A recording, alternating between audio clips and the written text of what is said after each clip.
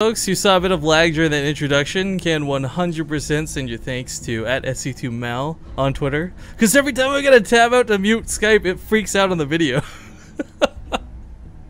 But we are back in game, and I'm just teasing. We of course love James.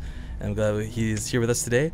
We continue with the awkward, awesome TriCast. Hopefully less dog action this time. I'm Rifkin, joined by Zombie Grub, as well as the WCS translator, James.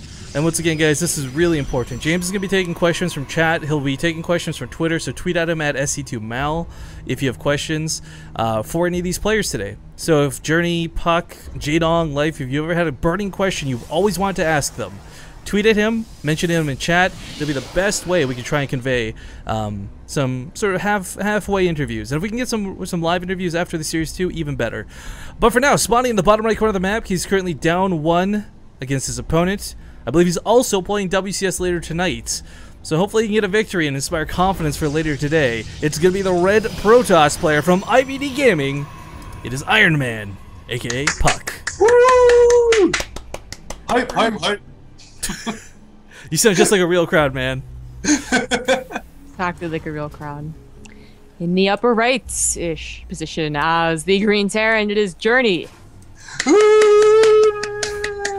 So it's kind of funny. You mentioned him and Sacristy kind of left SKT1 together, quote unquote, holding hands, and like the first thing I imagined is like, you know, the Wizard of Oz skipping down the yellow brick road, you know, holding hands, walking away from SKT1. It is a little bit sad that Journey hasn't found a team yet, because the thing is, I think he just, I don't think a lot of teams know about him, quite frankly. I think a lot of people have heard his name and they're like, okay, he's some Korean Terran player, cool. But I'm really hoping, especially because he'll be going up against Jadong or Life if he wins or loses this series, they'll get a good feel for this guy. Maybe this will be the tournament that gets him a little bit of attention. Because quite frankly, I've had the pleasure of watching him stream. I've had the pleasure of having him on for a show match. I know Zombie Grub's been a fan of him for quite some time as well. I think he's a fantastic player. And if someone like Sacristy can go on to win a DreamHack, I have no doubt in my mind Journey can get some good results as well. Maybe not exactly jump. Big Baby wasn't given much opportunity to play and represent a team in the generic Green Wings. Right after he left, he came to WCS America and he wins it. And he did it with style too, by the way. Can we just talk about that for a moment? Carriers, ridiculous observers. I mean, that was crazy. But Reaper coming out of Journey to open up this series. So gonna try and head over to his opponent's base after mis-scouting over there. I'm a little sad we're getting the cliffs that are not broken for the map, because I'd love to see someone accidentally do that crazy Reaper leap. Why do you love that so much? It's not even that impressive. It's cool to see. I love when the game breaks. I don't know what to tell you. But Probe gets picked off there for first blood, and the Reaper will get out of the base. I like, by the way, they threw that pylon down before dying. It was canceled, but this was to keep the Reaper from running up, and that's why he had to leave the base. So kind of a cool last move out of that Probe. He tried before he died. Yeah. That. It sucked the fun out of everything. What? How did I suck the fun out of that? I made a rhyme. Usually you're like, oh, that was a good rhyme. Okay, okay. What was the rhyme? He tried before he died. What? He tried before he died. See, it's like, you know, I mean, like, I wrote like a whole rap, I'm just saying, you know, that little rhyme is cute and all. Oh. Okay, but it's not a fun sucking thing. What's up with that? Actually, hang on for a moment. Getting back into the real talk about this game, we do have a Stargate Commando puCK this time, so we might actually see some real play.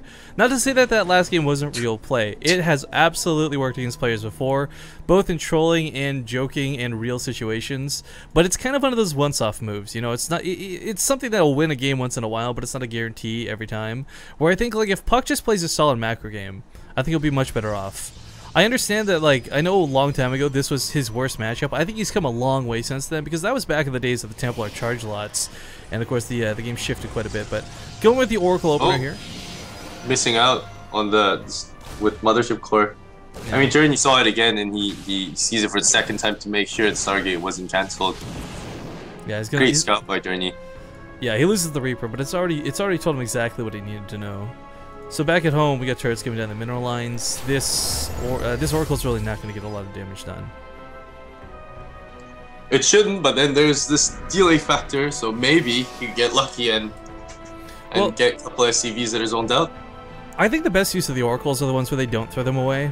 Of course, I'm always going to reference Haswabs because I think he's got the single best TVP Oracle control. But puCK's following this up with a second one. And had Journey not opened with a lot of barracks, maybe this works out. However, he's going to have the production to reproduce. A lot of the times, this first Oracle comes in, kills 5 of the 6 Marines, and disengages. And usually there's not enough Marines for round 2.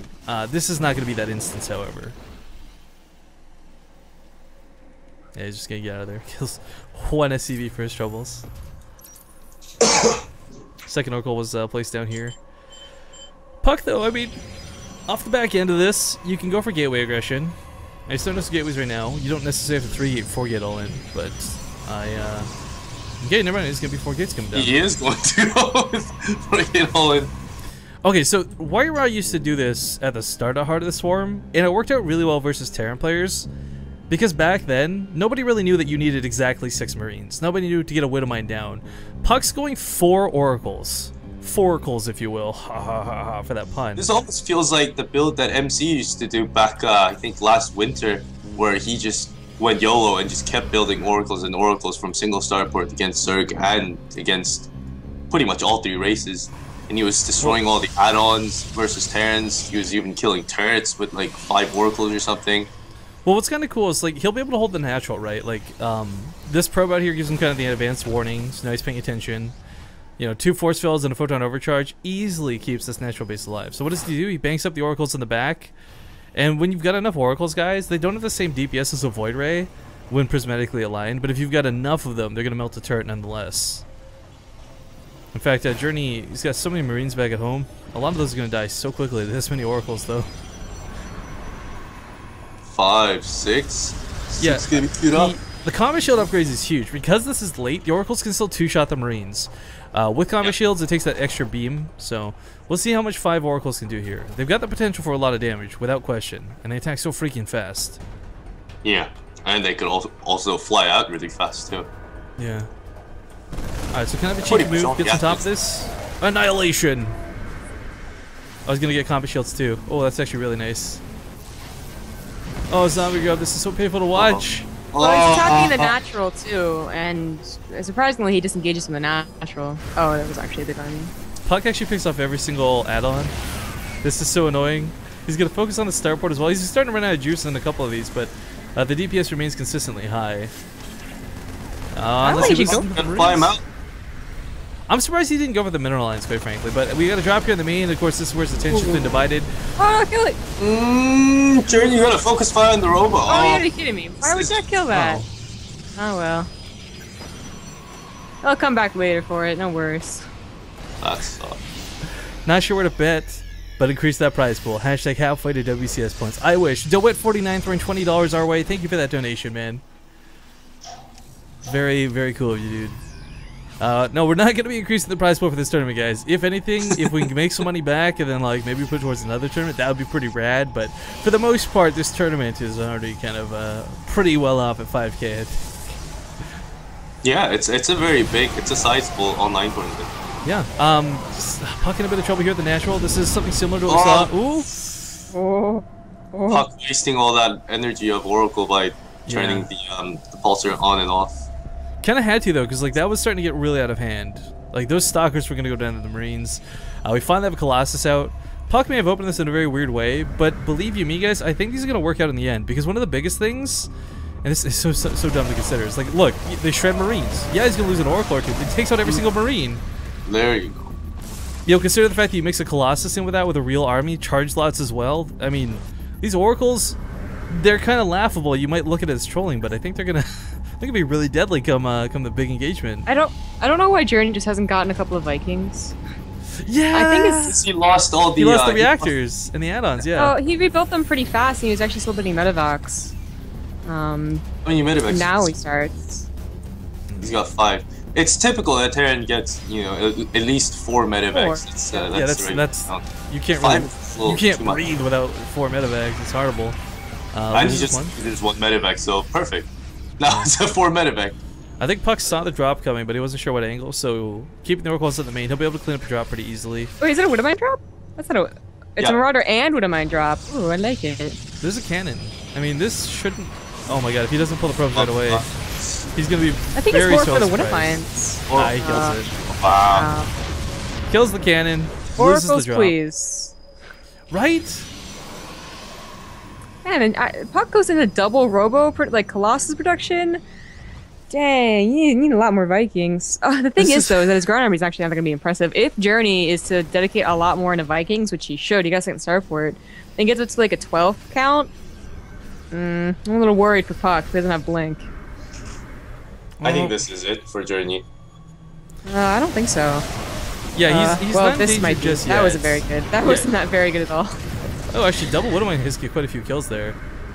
You know, there was an attack, or like I guess like he cleaned up some, cleaned up an attack on the right.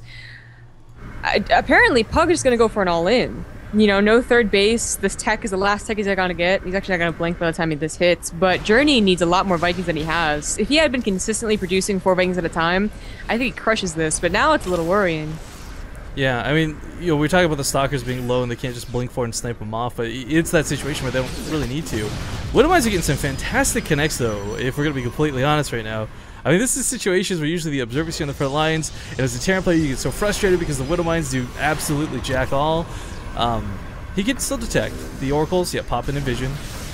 Cost 50 energy, so quite a bit of attack reduced, but still, it's detection. Taking a long time to actually push in here. Journey's Viking count is getting to a very scary count, but he's gonna push in, and Journey doesn't really have any wiggle room to run back. He's choked into his own base. Bad positioning. Well, actually, puCK puts all of his buffer on the wrong side of the Colossus, though, so the Marauders dive forward there pretty quickly. Oracle's being taken out by the Vikings. They should be shooting the Colossus instead, maybe? Question mark? Because puCK is gonna clean up most of the ground army here on the right side, but left side he's just fighting. It's firing on the Vikings. They should like really, really evenly, except that Journey lost most of his SCVs at the third. Yeah. Well, yeah, this is awkward. Well, he's still not even fully cleaned this up. puCK's got a lot of zealots here. These might not have charged, but they're still not going to get cleaned up too easily. And behind it, puCK did take third. Oh, I like where he took this too. I mean, because Journey's going to be looking here, and he's going to be looking here for that third. He might not actually think to go all the way this far over. Yeah. Journey has to reproduce all those SCVs that I lost at 3 at the time. It's not that big of a deal, but well, Journey could start doing a lot more medevac harassment, I feel. He got all of the Oracles. He got all of the Colossus. Any ground army that puCK has. puCK's actually got double Immortal production right now. I don't know how I feel about this. I don't know either. Again, it all goes back to the fact that Immortals mixed in are good, but Immortals as like, you know, easily targetable are bad. And right now they're pretty easily targetable. Yeah, you need a couple of Immortals in your army. It's how you deal with those Marauders so efficiently. But, you know, in a situation where he really needs Colossus, I'm surprised he's turning out 2 at a time. I think the mentality was that when that engagement happened, he couldn't really focus fire the Vikings, and knows that all the Vikings are still alive. So I think that's why he's just producing Immortals just to, you know, not throw away. I mean, Immortals have pretty good DPS, even without the bonus to armor. They attack fairly quickly. They do, yeah. Yeah, they hit pretty hard, but I mean, this is still a pretty sizable army. You know, if puCK can hold out till charge is done, 30 in-game seconds till charge is done, maybe this goes a little bit better. But right now, what he might be best off doing is trying to juke out those Widowmines with some Blink Micro, because he's got no way to clean that up. Wow, Journey scans and he goes in. No Colossus for these Vikings to deal with. The Widowmines! The Widowmines charge is not quite done yet. You better pick those up, you better pick those up! Okay, so the Immortals have the shield stripped from them. Hardened shield now removed thanks to the Widowmines. But what we're seeing right now, guys, is why Widowmines are so efficient at stopping that Zealot, Charge Lot, Templar, you know, that opening that used to be so popular. Widowmines get the job done. Nice blink jukes out of puCK. This is looking a lot better out of him. And let's not forget, he did get a third behind this. Journey might think he's choked his opponent on 2, because he did check over here for that third, but it's not there. Yeah, he should. I feel like in a minute or 2, he's gonna like start feeling like that you should be dying, and he's gonna check. He's gonna, you always get that read from your opponent, like, wait a minute, why are you so much? But that's what I was gonna say. puCK doesn't have a whole lot behind this. There's no, like, 2 more Immortals are coming up, but 2 Immortals don't stop this force. No, I think Journey takes it. Yeah, the Widowmines have done way too much damage at this point. They were just trying to hold strong, but GG's gonna be called.